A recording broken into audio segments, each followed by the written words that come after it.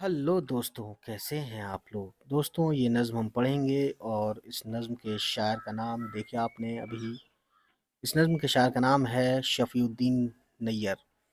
तो चलिए पढ़ते हैं और इस नज़्म के मज़मून का नाम है शाम यानी इवनिंग। हुई शाम सोने का वक्त आ गया, अंधेरा सा चारों तरफ छा गया। गया डूब पश्चिम में अब आफताब, उफ़क़ पर चमकने लगा माहताब। परिंद आशियाने में जाने लगे, मवेशी भी जंगल से आने लगे। फलक पर सितारे चमकने लगे, जवाहर की सूरत दमकने लगे। हैं सब साफ साफ और निखरे हुए, हर एक सिमत मोती से बिखरे हुए। चमकते भी हैं, झिलमिलाते भी हैं, हमारे दिलों को लुभाते भी हैं।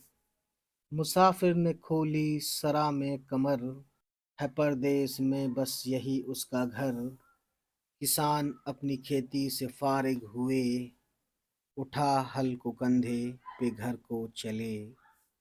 हुआ इस तरह सारा बाजार बंद, के आंखें करे जैसे बीमार बंद। न आंधी न अब्र और गर्द और गुबार, मज़ा देती है आसमां की बहार। गर्ज ये कि दुनिया में आई है शाम, खुदा ने अजब शय बनाई है शाम। तो दोस्तों, उम्मीद करता हूँ ये नज़म अच्छी लगी हो आपको। ये नज़म जो है काफ़ी खूबसूरत थी। तो इसमें कोई वर्ड्स मान लीजिए ऐसे वर्ड्स आए हैं, जैसे कि मान लीजिए इसमें एक वर्ड है उफ़क़। उफ़क़ बोलते हैं क्षितिज हिंदी में, ठीक है। तो जो एक किनारा होता है, ज़मीन और आसमान का जो किनारा दिखता है उसे हम उफ़क़ बोलते हैं, है ना। महताब यानी कि महताब का मतलब होता है दोस्तों चाँद। परिंद यानी परिंदे, चिड़िया। आशियाने यानी परिंदों के घर या घर को भी आशियाने बोलते हैं। मवेशी यानी कि जानवर, भेड़, बकरी, है ना, गाय, भैंस, बैल, ये सब मवेशी में आते हैं। गधे भी आते हैं, घोड़े भी आते हैं, सब ठीक है। फलक यानी आसमान, सितारे तो समझते हैं आप। जवाहर यानी कि सितारों का एक मजमुआ होता है ना।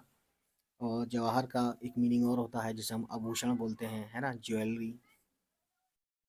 उसके बाद देखिए गाइस, ये है सिमत। सिमत यानी कि डायरेक्शन, है ना, दिशा। और बाकी तो देखते हैं दूसरे पेज पर। झिलमिलाते समझते हैं मुसाफिर ने खोली सरा में कमर, ठीक है। दोस्तों, यहाँ जो एक वर्ड आया है सरा, सरा बोलते हैं मुसाफिर खाने को, या फिर धर्मशाला को भी बोलते हैं सरा, या फिर दूसरा इसका मीनिंग है दुनिया जहान। तो यहाँ पे कहते हैं कि वो जब अपने घर आता है या मकान पे आता है तो थक हार के कपड़े वपड़े बदलता है, ठीक है। अब देखिए फारिग यानी फुर्सत होकर। अब्र मतलब होता है बादल। गर्द यानी ये जो होती है ना धूल, इसको गर्द बोलते हैं। गर्द और गुबार धूल को बोलते हैं, ठीक है। उसके बाद दोस्तों, गर्ज का मतलब होता है मतलब। गर्ज मतलब, है ना। और शय मतलब होता है दोस्तों चीज़। यानी कहते हैं कि गर्ज ये कि दुनिया में आई है शाम, खुदा ने अजब शय बनाई है शाम। तो अजब यानी एक अजीब चीज़ है, एक अलग ही अनोखी चीज़ है ना। शय यानी चीज़। सो दोस्तों, ये था सबसे आखिरी चैप्टर और सबसे आखिरी पेज इस बुक का। देख सकते हैं इधर कुछ भी नहीं है, ठीक है। तो ये बुक थी, अलीगढ़ मुस्लिम यूनिवर्सिटी में चलती है, बीए बीएससी बीकॉम, है ना। और इस बुक का ऊपर का फ़ोटो देख सकते हैं आप, इब्तिदाई उर्दू।